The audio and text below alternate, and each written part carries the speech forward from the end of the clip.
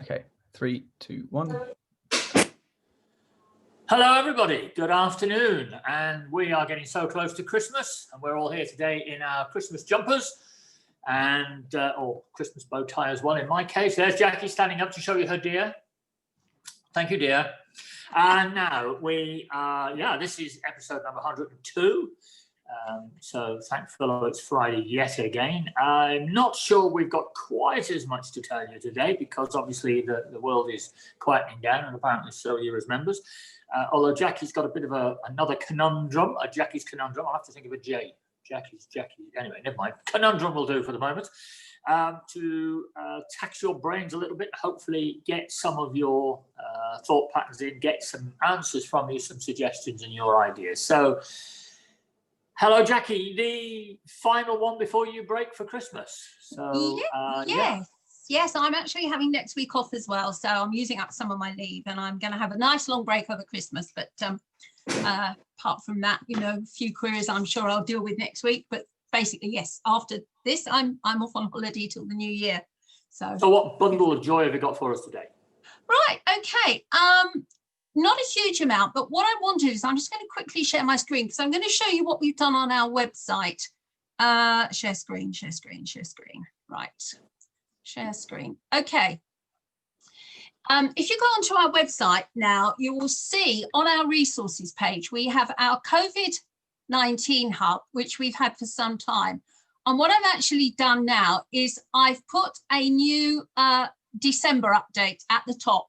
So all the new bits will now go at the top, so you don't have to go right the way through. So these are all the things that I just quickly want to talk about today, first of all. Couple of reminders, track and trace. If you have a worker who is contacted by track and trace and they have to isolate for a short period of time, a reminder that that cannot be furloughed. So you should pay them statutory sick pay if they can't work for you and they're at home. Obviously, if they're already furloughed and they receive it, then that doesn't apply. And if they're working from home anyway, that doesn't apply. But this is if they're actually working for you, and track and trace says, or they've taken 5 days off to have a test or something, that you only need to actually pay them statutory sick pay. Now, we had a query a week or so ago about Christmas holidays, and I did briefly mention this last week. There is now a confirmation that if your business is closed across the Christmas period or the holiday period for any reasons other than COVID, so if you are a business that's working and you shut down over the Christmas period, then you cannot claim furlough for your staff. So only if the business is still working and they're already furloughed, the furlough can continue. From the 1st of December, anybody who is either serving out a notice period or for whom a redundancy notice has been issued, from the 1st of December, that can no longer be claimed back under furlough. Now, that's a change because in the earlier furlough periods, you could actually pay them through their notice period. Now, if they hand their notice in or if you make them redundant, from that date, you can no longer claim furlough. You have to stop at the date that the notice period starts to take effect. Third stage grant applications are now open, but please remember that although the eligibility criteria remains the same, i.e. you had to have had the 18-19 tax rebates, self-assessment tax return, submitted, you can only apply for a grant if you can show that your income has been reduced due to COVID. In phase 2, you could actually apply if your expenses had gone up and your profits had gone down, but now it has to be your turnover that's gone down. November extended CJRS. The November period is now over and you have until the 14th, which is Monday, to apply for the November furlough claims. So remember, your application covers between the 1st and the 30th of November. So if you are actually paying someone in the middle of the month, so I know we've got members whose pay date is say the 14th of the month, you can claim for the 2 weeks that you know of. You claim for an estimate of the last 2 weeks in November, and then you will adjust it next month if it's not completely accurate. A quick Now- big up there for Ziggy Appling. The picture there on your screen, Jackie. Ziggy. Oh, with yes. Oh, Ziggy. with Christmas jumper. Thank you, Chrissy. Can we get that larger? Let's see if I can get that larger. There we are. There we are. Oh, that's so cute. Oh, that's so cute. Right, hang on. I've got to get, oh, I don't know. I can get back now. Close that down. Yes, that'll take me back. Okay, now we've also had a question on employees transfers under TOOP. Now, we did talk about this earlier. I've just put up there on the hub, on the website, the actual wording that they have to have been transferred from their old employer on or after the 1st of September and been employed by the 30th of November and had an RTI between March and October from one of those two employees. So the query that we had was, can somebody be transferred under a TOOP arrangement after the 1st of November? And reading that, I would say, yes, you can, because as long as those criteria are fulfilled, a TOOP that happens now, which is takeover of a business by another business and a continuation of conditions of employment, it looks to me as though that can actually take place. So do look into that. Okay, so that's really all I've got on coronavirus. Now, what we've done, as you're aware, the other week I did some talks, presentations on VAT changes. As you are aware, there is a lot going on at the moment. We still don't know whether we're going to sign a deal with Europe, but it's looking more likely that we're not. So this will change as and when we know what the final situation is. What I will say is at the moment is I've put some links in here to the rest of the document, so you can go immediately to the particular bit you're interested in. But I have to say, at the moment, those links don't work, and we're looking into why they don't work. It's all there. So everything that you've seen on the handouts has gone out. There's a news article went out. You've got the 2 ICB TVs, but it's all down here. And hopefully we will get those links working, which will jump you straight to, because there's an awful lot of information on there. So that's with the Brexit. Now, there's one new piece of information for Brexit that came out from BEIS, the Department BEIS, yesterday. And that's something that I hadn't thought about. It's not to do with that, but it is actually to do with receiving personal data from abroad. Now, if you have, for example, clients in Europe and you're receiving data from them, you've got to check the data transfer, that you're actually falling within the new rules that will apply from the 1st of January, because we're outside the EU. And even though customs is changing and the VAT's changing, the other things that are changing is that we will probably not have access to a lot of situations that we are at the moment, one of which is data transfer rules, apparently. So do check if you're using data from abroad, or if you're sending data abroad, that you've actually got, you're following the new regulations. So at the bottom, there is a link to HMRC on that, I think, with a bit more information. So that's really all the information that's come out this week. So let me stop sharing my screen. Paul Ingham's messaged in to say that when he tried to get through this morning on the VAT link, the link wasn't working. I've heard nobody else say that at the moment. So can we just check that out, somebody, while we're on? Yeah, I know some of those links weren't working. I don't know what happened when I put them up, but obviously didn't make the links properly. But I know Alex is going to look into that for us. Yeah, they're the one. They're not working, and my apologies. I think the links from within each bit of information that's an external link works. It's just the internal links in that article that are not working at the moment. So thanks, Paul. Yeah. Sorry about that. Oh, Kirsty said, what about Jackie's Jeopardy for my conundrum? Well, okay. Okay, we don't have any questions yet, so that's okay. So a couple of queries come in from members, and gosh, I've said this before, you do certainly have some complicated clients. We've had one member who's contacted us whose client brings in flowers from Europe, and apparently has been doing this for some time, and said to her this week, what do I need to do, because I'm bringing flowers in from the Netherlands? And my reaction to our member was to send us some information, but to say, I'm really surprised. obviously this business is one of the 80% of businesses which government don't think are going to be ready for the 1st of January. So if you've got clients who are trading abroad and in Europe, and they're bringing things in from Europe, and they really should be getting this together now. I know the information that's coming out from the government is still very confused.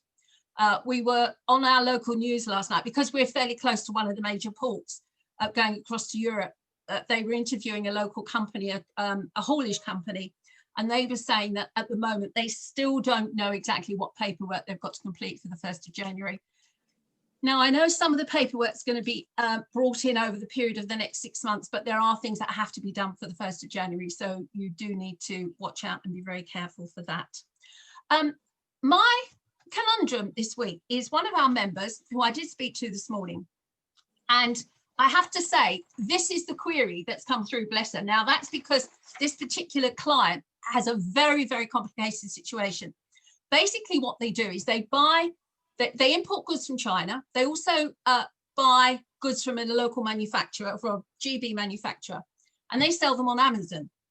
Now, because they're selling around Europe, what they're actually doing is they're looking at transferring the goods to a hub in Germany, from whence they will be sent to France, Spain, and possibly Italy, and sold on Amazon from a local Amazon hub. The question is, how does that work? And the answer is, I haven't got it's not that I haven't got the faintest idea, because we were looking at things like, if the British company orders from the UK manufacturer and it doesn't go through them, it's exported directly, can it go straight as an export? Which actually we don't think it will do, because you're buying goods from British company to a British company. So you've got to pay VAT on your purchases, but you then export them, but you will probably have to pay import VAT into Germany. And this is somewhere where we both think, and the client is looking into having an agent based in, say, Germany. Now, I would be interested on comments on that, just to see, gets your thoughts on it. The member and I are getting there, and I promise that we will get her an answer hopefully by the middle of next week. But I was just interested if anybody else has got clients who are either selling on Amazon, because I do need to do an awful lot more work and research on what's actually happening with selling from any online sales platform like Amazon or eBay if you're selling abroad, because the VAT rules change. And today I saw on gov.uk, I picked up that from the 1st of July next year, I did mention this last week, I think, the EU is setting up a single VAT one-stop shop for everywhere. So I think what's going to happen is for e-commerce, you're going to probably have to register with one of the countries in Europe, but we will have to come back to you on that fairly soon into January. So that's my conundrum, or my Jeopardy question for today. Yeah, there's a lot in the air, up in the air at the moment. Everybody's still across in Brussels or over here trying to get it all sorted. It'll be interesting to see what the actual outcome is. And then, of course, we've got a new president come January, or that's the way it looks at the moment. And, of course, he's got a slightly different view of a relationship with England to what the former president had. So, yeah, it's going to be an interesting year next year, certainly in the early part. That added to the dreaded COVID. I think there are some interesting challenges for us. I think they are challenges. They're not, we can't see them as problems. We've got to see them as challenges. But I've been reading some articles today and yesterday about the way that accountants are not yet quite coping with the problems that have arisen, and they are still considering moving to the cloud, which is, I find, amazing, really. And I remember probably only 12 months ago, I went to a meeting at Companies House, and somebody who was quite senior in one of the other bookkeeping organisations said, "Oh, I always pay by cheque. I like those extra couple of days of the money in my account." And the lady at Companies House just looked at him aghast, really, and said, "Really?" And she was dying to say something else, I believe. And I think there are a lot of organisations really got to pull themselves up by their bootstraps. But of course, the good thing is that 99.9, I think it is, or 99.8% of our members are virtually all cloud now anyway, and they're there and ready to go. So the next big challenge for our members, and we'll be talking about this a lot in 2021, is you have to make your client aware of what you're doing and why you're doing it and how you're doing it, but you've also got to continually talk to clients, and this is the important thing. I mean, judging by the branch meetings and the conferences and seminars that we go to with our members, none of them have a great problem in talking. They do communicate with each other extremely well. There are one or two who are still a little bit reluctant to talk to clients in case they ask difficult questions or something like that. But I think in the main, we've got it buttoned down, and that's great. So the more we can do to encourage that, I think the better. And I think 2021 is going to be the year of the bookkeeper again, and year of communication, which is absolutely great for us. I think it's played into our hands in certain ways. It's just a shame that it had to be such a big problem that brought it to everybody's highlight. But still, I do say, Gary, when you're talking about accountants, there was an article in, I don't know, I think it was on one of the accounting newsletters this morning, that there is not one of the big four, but a very large accounting firm with something like 6,000 employees and 200 partners who, in the first couple of months, did claim furlough for their staff, and are now paying their 254 senior partners the equivalent of, I think it was about £500,000 in bonuses for this year. So that was on one of the newsletters this morning. It's a different world, isn't it? Different world. Absolutely. It's been interesting to see. I think it was Tesco has been the latest to say that they've now repaid the furlough. Oh, they have. I think it was Tesco's that wasn't going to do it, wasn't it? Or was it someone else? Yeah, I'm not sure, but I think they've decided that actually things are doing okay, and we didn't need it. There was a bit of a panic reaction, so now they're giving it back. So whether or not, and also I think it's the grants, isn't it? It's the rates grants where they've taken advantage of the year of rate relief, but because they've been working in on one or the other, they're actually giving the rates. They're actually paying their rates bill, which I think is a very fair thing for them to do. I think so too. I don't think. I mean, we've got an empty office sitting at London Bridge. We haven't had anything back on that, unfortunately. It's sitting there gathering dust, and actually, we still have a cleaner going in once a week, and it can't be quite as big a job as she used to have. And we're not sure whether we're going back there yet, or at all. I mean, who knows? I mean, every time you read an article about what's going to happen next year, somebody's got a slightly different view of it all, and I don't think anybody's got the answer yet. So let's see how we go with the injection, see whether that works, and see whether we can actually go back to some sort of normality. But I think there are a lot of people who've got used to working from home. They're going to be a bit reluctant to go back.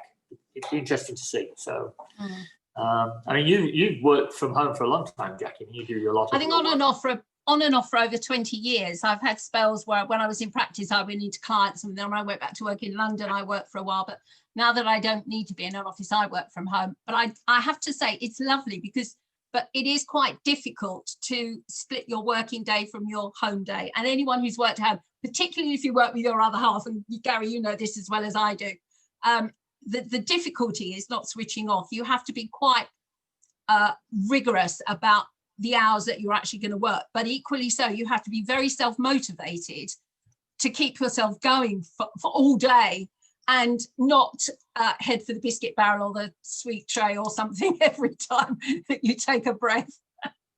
Yeah, the fridge is always much closer than it used to be. So, going in for the day. And it's got what you want in it and not what the staff want in it as well. Yeah, but as you know, my other half never stops. So unfortunately, neither do I. Well, but, yes, I mean, I've got better. I used to be the same. I have to say, I've got better now as I've got slightly older. I am making sure that I do other things, but I'm in a very different situation. I'm well aware of that. Okay, couple of queries come in, couple of questions. I'll take Nicholas first. How will the VAT be treated when we buy services from somewhere like the USA, where currently they are VAT registered in the EU and we pay reverse charges? Will it continue to be the same? I'm still trying to get my head around services. I think it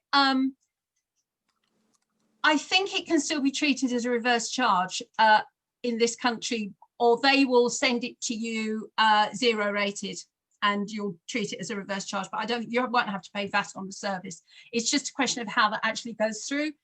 And at the moment, if you look on the gov.uk website with all the information on this, everything is goods and services. They don't split up the goods from the services. The only thing we know is that there's no import VAT.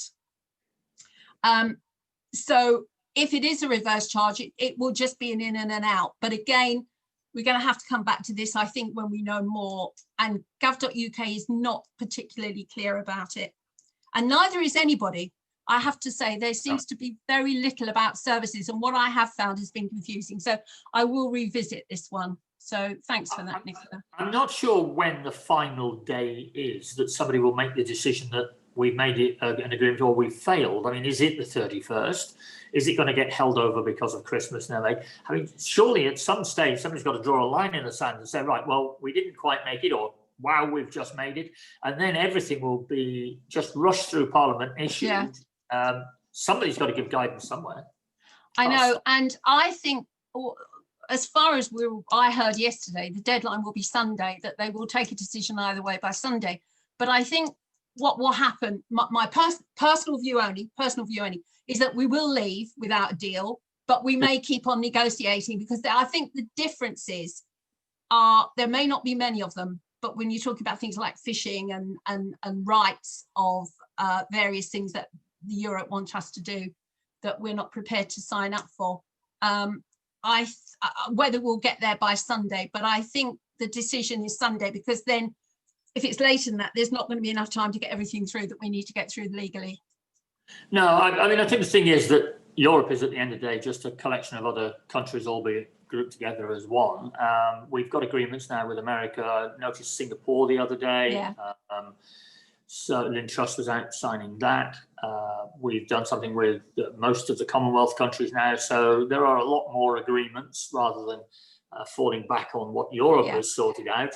But the agreements are there. I mean, everybody wants to trade with the UK. We are a major market for a tiny little island. Yeah, we're a very big part of world trade. So, and I think for those who, I think, as I understand it, for those that are still not sure on this, if we do a trade deal with other countries, what that means is that we have a separate agreement with that country, for example, not to have import tariffs and that sort of thing. Whereas if we don't have an agreement with a country, the import tariffs, import and export tariffs will apply. So we will have to pay import tariffs coming from that country, which is why if there isn't a deal with Europe, we will have to pay import tariffs for things coming into Europe.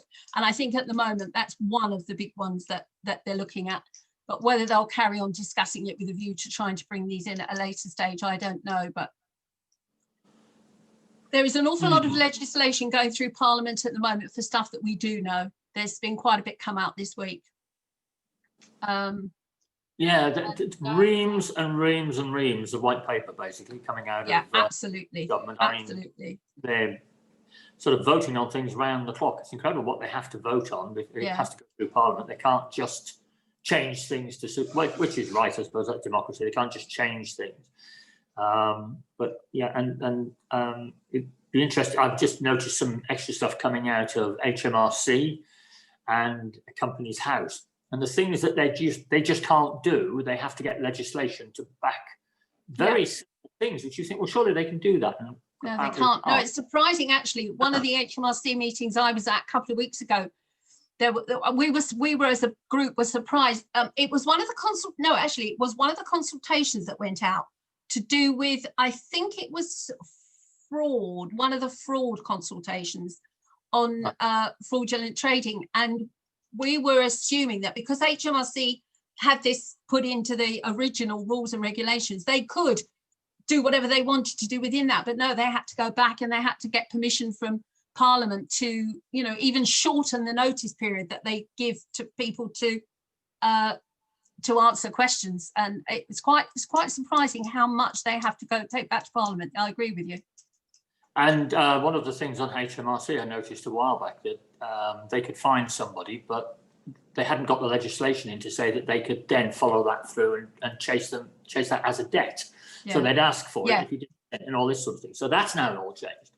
And certainly one of the things I've been looking at is the registration for money laundering. they will now, they're looking at, they now have a choice of saying, if you have failed to register to get a license as a bookkeeper or an accountant, they will treat any of your, or they can treat any of your income as a proceeds of a crime. So that's in stronger terminology than it's been in the past. It's been hinted at, but now it's in legislation. And they will also have the ability to decide whether it's a civil or a criminal offence, whatever you do wrong. So that was interesting. The other one is that if they fine you, and they fine you, I don't know, £5,000 or something or other, and you haven't paid it, they'll deduct that from what you've paid into your tax account, and then you'll owe that amount in tax. Because I think they've probably got a bit more legislation behind them on that. So that's, yeah, anyway, it's interesting. And there was a couple coming on the chat line to do with, again, selling on eBay and also dealing with distance selling with online newspapers worldwide. I have to say, these are ones that I'm going to have to come back to. So I will try.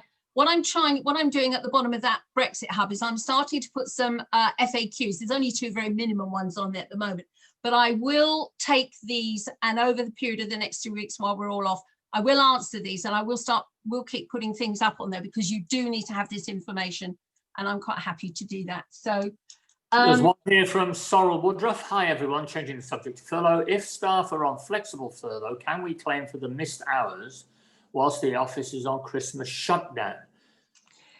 If the office is shutting down for non-COVID reasons, then no, I don't think you can. But if the office is still open and you have staff that are part furloughed and you carry on working and you're furloughing them because the work has shut down because of COVID, then yes, you can keep them on furlough. But if you say, right, that's it, we're shutting down for Christmas, you're all going to take 3 weeks holiday or 2 weeks holiday, therefore you can't claim. So I think it's to do with the nature of your business and what you're doing. But surely if they do this every year, it's not COVID. It's like our couple some weeks ago that go abroad for 4 months every winter. They're not going abroad and they're not furloughing because of COVID reasons. They're furloughing for other reasons. Therefore, we all agreed that they shouldn't be furloughed. This particular husband and wife that ran a company and went to live in Spain for 4 months. Although that's going to change as well now. They won't be able to do that because it's a maximum, isn't it? A maximum of 3 months in every 6 you can stay abroad in Europe. Yes. Yeah. Well, that's one of the things that we're talking about at the moment. Yeah, certainly. I think if you stay for more than 3 months, the old thing used to be that if you were earning money in this country, you wanted to save tax. If you lived somewhere abroad for more than 6 months, was it? Then you 108 days. It's 108 days, I think. Yeah. So yeah, they're buttoning everything down. I think just being careful. Ruth Lewis, yes, please. It's Ruth. That's one that, again, that's selling on eBay. At the moment, the client has to pay VAT as they can't prove that the sales are business to businesses because there's no VAT. But the client's under the impression he won't have to pay VAT on these come January. Again, it's market selling. The problem with the online market selling is, where is it based? Now, with our first query that I had, they're going to be using European selling platforms. So they're going to be selling from Germany, from Spain. So that's based in Europe. So the European laws will apply. However, as I understand it, if you are based in this country and your goods are in this country and you can prove they're being exported, then you should be able to sell them at 0 rate. But again, this time it's not so much, I think, whether you can prove that the VAT numbers have been exchanged, it's whether you can prove that the goods have actually been exported. And if your goods aren't in this country, then the EU rules come into play. Because what I do know is, for an online marketplace, it is the online marketplace that's responsible for the VAT. So if they're working from Europe, then they're dealing with Europe VAT. And of course, if you're selling from this country to GB, you're going to charge them, there's going to be VAT included in it anyway. I will come back as soon as I can in January. We will come back and try and maybe do a whole session on this, I think. Usher has said, does that mean that Christmas Day, Boxing Day, New Year's Day have to be paid full for anyone who is furloughed? Not necessarily, because you do not have to make bank holidays holiday days anymore. Because what you get is the holiday rules are 28 days, including bank holidays. Now, if your ruling is that they take 20 days and their other 8 days have to be bank holidays because that's written into it, then they have to take a holiday period anyway. Therefore, you'd have, and if they're furloughed, you'd pay them the 100% and claim 80% back. That's as I understand it. So I think it's going to depend on what the company normally does and what the contract of employment with regards to holidays is, I think. Usha, that's probably an answer to that one. I think contractual obligations remain, and I think Yeah. you just got to show you, and you need to show if push comes to shove, you need to be able to show HMRC that your contracts haven't been altered, Yeah. in order to take Yeah. advantage of. Absolutely, and of course you've got to be able to go back. You've got to keep this for 6 years because they can come back. They're going to come back and query this in 6 years' time. So for goodness' sake, do not get rid of all your calculations and your paperwork. No. Ever all over. We always say keep a hold of the stuff. I mean, there is a legal obligation, obviously, to keep anything to do with tax for 6 years or 5 and a bit. So we say 6 to be safe, and then it can go. But yeah, the number of people that got rid of it on 4 years and 360 days because they thought, well, nothing's going to happen, only to find that in the background, HMRC has been having a look around. So don't get caught like that. The other thing I would say is, although legally you only have to keep them for 6 years, there is a chance that if there is fraud involved, they can go back a lot further than 6 years if they think there's a fraud involved. So not that you should keep your paperwork forever. But if you can, it wouldn't be a bad idea, really. Things do move about, don't they? So I think actually we're probably anything more, Jackie, that you have? No, I haven't got anything else unless anybody else has got anything. And I just mentioned that next week we have Mike on Monday again, and then on Friday we're going to do the 101 that we mentioned. A lot of people thought it was going to be episode 101. Well, we only thought of it on episode 100, so we didn't have time to think about and get it ready. So if anybody would like to be one of our 3 panelists, if you'd like to put your name forward, we will select over the next couple of days. As I understand it, and I haven't looked back at the program, but I have seen them before, there are 3 panelists, and each of the panelists has something which they hate. And then one by one, we go through and decide whether that goes into room 101 or is spared. So if you've got something that you particularly hate and you want to bring forward and you think you could sit on a panel, obviously it'll be a Zoom panel a bit like this. And I shall, I suppose I'll try and create a lever of some sort so I can, drop the thing forward. But anyway, something else I've committed myself, or at least my marketing team to. So thanks, guys. And we'll have that running by next Friday. If something urgent crops up between now and Friday, we will do something about it. We'll bring somebody on to cover it. Jackie obviously is off on holiday, but we'll find somebody, obviously not as good as Jackie, but we'll find somebody who's a close second should we need to. So I think that's. Oh, wait a minute, we've just had another one in. What was that? Chat one. I think it's just have a wonderful Christmas. Claire Kendall. Yeah, well, thank you, Claire. It's been great to be here. We've not gone yet, but if you're off next week and therefore sending us early Christmas greetings, thank you very much indeed. And we are here to help. And can I add my personal thanks again for your support for this, because without you, Gary and I would be sitting here chatting to each other. And although we can do that till the cows come home, it's much nicer if we've got you involved. Can I thank you all again for those of you who voted me for the Luca Award? I was really more touched than I could possibly say. And hopefully, we've been able to help you and keep the queries coming, because it keeps us all here, it keeps me busy, stops me being bored and not having anything to do. So seriously, thank you for that. And, can I take this opportunity to wish you all a lovely Christmas break and a lovely and safe Christmas break. And I will be back with you in the new year. And Paul says thanks very much as well, Paul Ingram. Thank you, Paul. Thank you for that. As I say, we will be around next week. I know a lot of you will be rushing around shopping or getting your final Bit of accounts work done. If you've got a few minutes to spare, or you want to follow us up later in the day, that'd be great. I'm hoping one-on-one will be a bit of fun. Well, it'll definitely be a bit of fun. How much fun, we'll see. And we'll try that one and see what works. And I've already had probably half a dozen suggestions for things that we could do next year, which we've not done yet this year. One or two of them are really quite good. So if you've got ideas of something you'd like to see next year, please let us know. A couple of people said they'd like to see more of Jacquie. I'm not quite sure what that means, but you mean extra days. Hold on a minute, just as we decide we're all done.